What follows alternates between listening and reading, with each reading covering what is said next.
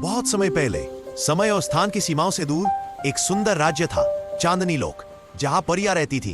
यह राज्य नीले बादलों पर तैरता था, जहां हवा सुगंध से भरी रहती, पेड़ चमकती रोशनी छोड़ते और फूल हवा में गाकर परियों का स्वागत करते। यहाँ 3 महान परियां रहती थी। एक आरिका। एक रात जब पूरा शहर सो रहा था, वेक्सान ने अपनी छाया सैनिक को धरती पर भेज दिया।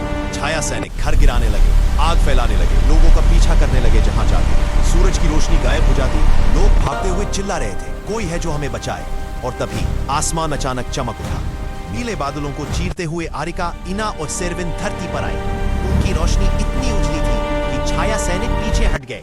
आरिका ने चांद की रोशनी फैलाई, जिससे इंसानों के चारों ओर सुरक्षा चक्र बन गया। इना ने तूफानी हवा चलाकर सैनिकों को उड़ाया। सेरविन ने धरती। वेक्सान खुद युद्ध भूमि पर आया। उसका शरीर विशाल, काला और आग से भरा हुआ था।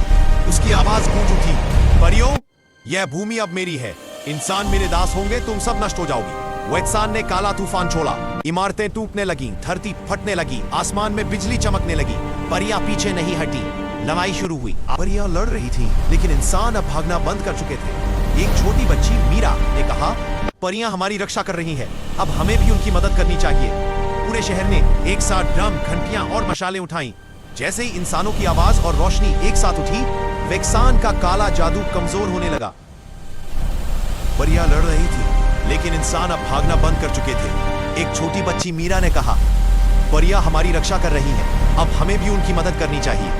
पूरे शहर ने एक साथ ड्रम, घंटियां और मशालें उठाई। जैसे ही इंसानों की आवाज और रोशनी एक साथ उठी, वेक्सान का काला जादू घेरा बनाकर खड़े हो गए। उनकी रोशनी से वेक्सान की परछाई फटने लगी। इना ने आकाश से हवा बुलाकर उसे उठाया। सेरविन ने धरती से जकड़ लिया। आरिका ने अपना सबसे बड़ा जादू। शहर फिर से रोशन हो गया। लोग खुशियों से नाचने लगे। परियों ने मुस्कुराकर कहा, हम हमेशा साथ हैं। जब भी अंधेरा आएगा, हम फिर लौटेंगे।